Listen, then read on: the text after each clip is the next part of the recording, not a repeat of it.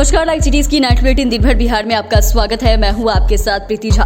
खबरों की शुरुआत करेंगे, लेकिन उससे पहले एक नजर डालते हैं आज की सुर्खियों पर। बीपीएससी 17वीं परीक्षा को लेकर आयोग का बड़ा फैसला। बीपीएससी पेपर लीक की खबरें फर्जी, एडीजी बोले परीक्षा प्रक्रिया पूरी तरह सुरक्षित। तेजस्वी का नीतीश कुमार को लेकर बड़ा बयान। तेजस्वी से बोली बागी विधायक 2500 के झांसे में नहीं आएंगी बहनें। लालू परिवार पर भड़क गए स्वास्थ्य मंत्री मंगल पांडे। सीएम नीतीश विकास कार्यों की बात नहीं करते, प्रशांत किशोर बोले। आईपीएस शिवदीप लांडे का इस्तीफा रिजेक्ट। संजीव मुखिया की गिरफ्तारी पर रोक हटी, संपत्ति जब्त होगी। मुजफ्फरपुर में मानव तस्कर धरा है। किशनगंज में पुलिस की टीम पर हमला और खबरें विस्तार से। बीपीएससी 17वीं की प्राथमिक परीक्षा को लेकर एक अहम फैसला लिया है। बीपीएससी ने पटना के बापू परीक्षा परिसर में आयोजित एग्जाम को रद्द कर दिया। बीपीएससी के अध्यक्ष और सचिव ने प्रेस कॉन्फ्रेंस में कहा कि 911 सेंटर के 4,75,000 अभ्यर्थियों ने परीक्षा दी है। परीक्षा आमतौर पर शांतिपूर्ण माहौल में संपन्न हुई है। उन्होंने पेपर लीक होने की बातों को खारिज करते हुए साफ कहा है कि परीक्षा कैंसिल नहीं होगी, लेकिन एक केंद्र पर दोबारा परीक्षा नहीं ली जाएगी। दोबारा परीक्षा लेकर भी एक साथ ही परिणाम जारी किया जाएगा। बीपीएससी अध्यक्ष ने कहा कि बापू परीक्षा परिसर में हुई गड़बड़ी को लेकर पटना जिला प्रशासन ने रिपोर्ट मांगी थी। इस मामले की जांच आयोग की आईटी सेल भी कर रही है। आरोपियों के खिलाफ कड़ी कार्रवाई की जाएगी। केंद्र अधीक्षक की रिपोर्ट को देखते हुए बापू परीक्षा परिसर की पूरी परीक्षा को रद्द कर दिया गया है। आयोग जल्द ही नई परीक्षा की तिथि की घोषणा करेगा। बापू परीक्षा परिसर में रद्द की गई परीक्षा जल्द ही ली जाएगी। इस रिजल्ट का प्रकाशन एक साथ किया जाएगा। बीपीएससी परीक्षा में पेपर लीक के आरोपों के बीच प्रदेश में छात्र आक्रोशित होकर सड़कों पर उतर आए थे।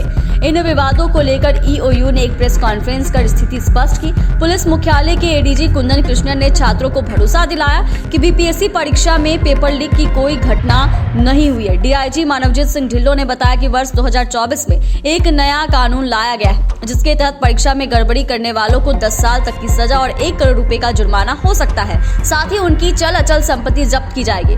इस कानून के तहत सीएचओ परीक्षा में दर्ज मामलों पर तेजी से कार्रवाई हो रही है। उन्होंने बताया कि अब तक 170 संदिग्ध लोगों की प्रोफाइल तैयार की गई है, जिनमें बिहार के साथ अन्य राज्यों के लोग भी शामिल हैं। सहरसा में कार्यकर्ता संवाद कार्यक्रम के दौरान नेता प्रतिपक्ष तेजस्वी यादव ने सीएम नीतीश कुमार पर निशाना साधा। उन्होंने कई एजेंडों पर अपनी बातों को रखा, साथ ही साथ सीएम नीतीश कुमार और प्रधानमंत्री पर भी जमकर निशाना साधा। तेजस्वी यादव ने पत्रकारों से बातचीत करते हुए बताया कि कौन ऐसा मुख्यमंत्री है जो जनता से मिलने और उनसे बात करने के लिए 2 अरब रुपए खर्च कर रहे हैं और उन पैसों से कई काम किया जा सकता था, गरीबों की भला हो सकती थी, लेकिन गजब के मुख्यमंत्री हैं जो जनता से मिलने और उनसे बात करने के लिए इतने रुपए खर्च कर रहे हैं और कहते हैं कि बिहार गरीब राज्य, प्रधानमंत्री बिहार से वोट से जीतते हैं और बिहार राज्य को विशेष राज्य का दर्जा तक नहीं देते हैं।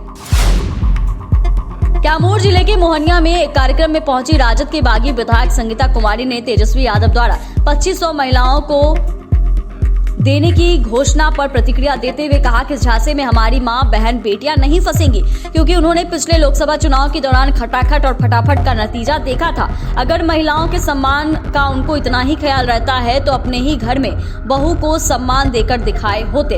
लालू यादव द्वारा नीतीश कुमार की यात्रा पर किए गए कमेंट पर बोली, लालू यादव जी खुद की 7 बेटियां हैं, उनको इस तरह का सीनियर लीडर होते हुए नहीं बोलना चाहिए। उनके बयान से मैं भी बहुत आहत हूँ। मां बहन को 2500 तेजस्वी यादव द्वारा दिए जाने का ऐलान करने पर राजद की बागी विधायक संगीता कुमार ने कहा कि दूर दूर तक संभावना नहीं है वह सत्ता में आएंगे। जो मां बहन सम्मान योजना की बात कर रहे हैं, उनसे लगता है कि सबसे पहले वह अपने घर में ही सम्मान बहू को दे। बिहार सरकार के स्वास्थ्य मंत्री मंगल पांडे ने नेता प्रतिपक्ष तेजस्वी यादव की यात्रा पर तंज कसा है। उन्होंने कहा कि तेजस्वी राजनीतिक रूप से बेरोजगार है, राजनीतिक रोजगार के रूप पर नेता प्रतिपक्ष काम खोजने निकले हैं। लालू परिवार के शासनकाल को जनता ने देखा, उनकी बातों की विश्वसनीयता कितनी होती है, इसे बिहार की जनता ने 15 सालों तक झेला है। लालू परिवार को 15 साल तक जनता की सेवा करने का मौका मिला था। इस दौरान सिर्फ परिवार की ही सेवा हुई। लालू यादव ने मां बहनों के बारे में अपमानजनक शब्द का इस्तेमाल किया, इसके लिए उन्हें माफ नहीं किया जा सकता है। मां बहनों को आप अपमानित करके और रुपए का प्रलोभन देके उसका वोट ले लीजिएगा, ऐसा नहीं हो सकता है। बेरोजगार राजनीतिक व्यक्ति अपनी रोजगार की खोज में निकला है। जनसुराज पार्टी के संस्थापक प्रशांत किशोर ने बिहार के मुख्यमंत्री नीतीश कुमार और एनडीए सरकार पर जमकर निशाना साधा। प्रशांत किशोर ने कहा कि नीतीश कुमार को बिहार की नहीं बल्कि अपनी कुर्सी बचाए रखने की चिंता है। वे अक्सर प्रधानमंत्री नरेंद्र मोदी के साथ बैठते हैं, पर बिहार में उद्योग धंधों के विकास या अन्य विकास कार्यों के लिए बात नहीं करते हैं। उन्होंने यह भी कहा कि नीतीश कुमार को बिहार का मुख्यमंत्री बनाए रखने के लिए बीजेपी मजबूर है। नीतीश कुमार खुद से कुर्सी से हटने को तैयार नहीं है और बीजेपी इस काम में पूरी तरह से असमर्थ है।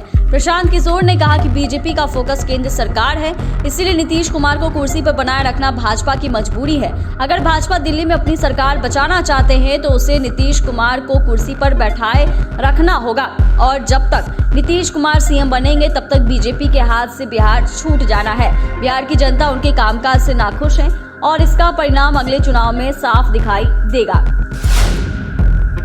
बिहार के चर्चित आईपीएस अधिकारी शिवदेव पांडे ने 19 सितंबर 2024 को इस्तीफा दे दिया था, लेकिन करीब 79 दिन बीत जाने के बाद भी उनका इस्तीफा मंजूर नहीं हुआ, जबकि उनकी फाइल पटेल भवन के अलग अलग विभागों में घूम रही है। इस बीच एक बार उनका तबादला भी हो गया। सीएम सचिवालय के सूत्रों की माने तो शिवदेव पांडे रिजेक्ट कर दिया गया है उनका इस्तीफा। इसकी वजह से प्रक्रिया में देरी हो रही है। आईपीएस अधिकारी ने निजी कारणों से इस्तीफा देने की बात कहते हुए बिहार में ही रहकर काम करने की इच्छा जताई। शिवदेव पांडे ने सोशल मीडिया प्लेटफॉर्म फेसबुक पर पोस्ट भी लिखा था। ईओयू ने नीट पेपर लीक के मास्टरमाइंड संजीव मुखिया की गिरफ्तारी पर रोक को हटाया है। आर्थिक अपराध इकाई ने बताया कि परीक्षा लीक मामले में किसी भी शख्स का नाम सामने आता है तो फिर उसकी पूरी संपत्ति की जांच की जाएगी। साथ ही 10 साल की सजा और 1 से 10 करोड़ तक के फाइन भी वसूले जाएंगे। ईओयू के मुताबिक इसके अलावा कोई भी संस्थान चाहे परीक्षा आयोजित करवाने वाली हो, एजेंसी या फिर परीक्षा केंद्र की संलिप्तता सामने आती है तो उनके खिलाफ भी कार्रवाई की जाएगी। माता पिता को पैसे का लालच देकर बाल मजदूरी कराने मासूम बच्चों को ले जा रहे 5 मानव तस्करों को मुजफ्फरपुर स्टेशन से गिरफ्तार किया गया। इसके साथ ही 25 मासूम बच्चों को आरपीएफ ने रेस्क्यू किया। पूरा मामला मुजफ्फरपुर रेलवे स्टेशन के प्लेटफॉर्म नंबर 3 का है, जहां आज एलए सुबह 7:25 पर यशवंतपुर एक्सप्रेस ट्रेन स्टेशन से खुलने वाली थी। इसी बीच आरपीएफ इंस्पेक्टर मनीष कुमार को गुप्त सूचना प्राप्त हुई कि यशवंतपुर एक्सप्रेस ट्रेन से कुछ बच्चों को मानव तस्करी के लिए कुछ मानव तस्कर ले जा रहे हैं। इसी बीच गुप्त सूचना के आलोक में मामले के सत्यापन को लेते हुए जब आरपीएफ की टीम प्लेटफॉर्म नंबर 3 पर लगी train Muzaffarpur Yeshwantpur express train के जनरल बोगी में पहुंची तो वहां 25 मासूम बच्चे का रेस्क्यू किया गया। किशनगंज में पुलिस की टीम पर हमला किया गया। अपहरण हुई नाबालिग लड़की को मुक्त कराने गई डायल 112 की टीम पर हमला कर दिया गया। यह मामला जिले के टेढ़ागाछ थाना क्षेत्र का बताया जा रहा है। डायल 112 की टीम को सूचना मिली है कि एक नाबालिग लड़की का अपहरण हो गया है। पुलिस मौके पर पहुंची तो हमला कर दिया गया। पुलिस पदाधिकारी के मोबाइल पर संपर्क कर मोबाइल धारक द्वारा बताया गया है कि उनकी नाबालिग बहन का अपहरण कर लिया गया है। उनकी बहन अपहरणकर्ता युवक के घर पर है। सूचना मिलते ही एएसआई कांस्टेबल संजय कुमार और चौकीदार श्रवण कुमार मौके पर पहुंचे। उसके बाद उस लड़की के बारे में पुलिस ने पूछताछ की तो घर के सभी सदस्य गाली गलौज करने लगे। पुलिस द्वारा गाली गलौज करने से मना करने पर अपहरणकर्ता के परिजन ने लाठी डंडा लेकर चोर चोर हल्ला करते हुए पुलिस को घेर कर मारने लगे। ग्रामीणों ने बीच बचाव से डायल 112 टीम को किसी तरह बचाया। चैनल को सब्सक्राइब करें, फेसबुक पेज को लाइक करें। वीडियो देखने के लिए आपका धन्यवाद।